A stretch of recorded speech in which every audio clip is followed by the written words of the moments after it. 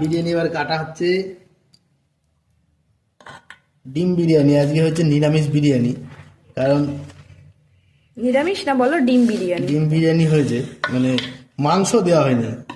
তার কারণ আমার শাশুড়ি মা মাংস খায় না, শ্বশুর বাড়িতে এসে রান্না করে বানানো হলো আলু বিরিয়ানি।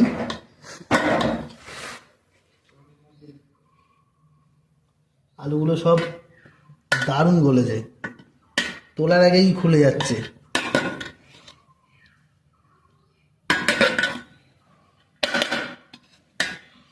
এই দেখুন, ও পুরো ঝুরঝুরে রাইস, ঝরঝরে পড়ছে।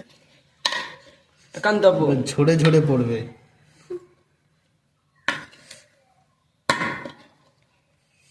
এই দেখুন একেবারে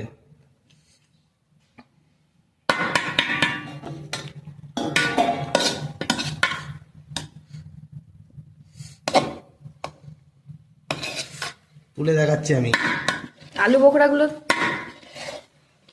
যেভাবে ধরছে,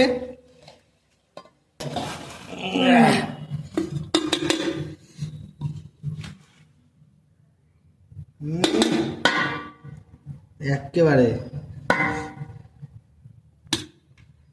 চলে গেল।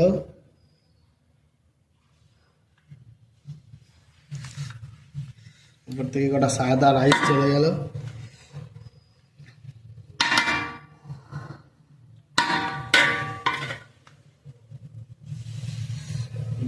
হয়ে গেল।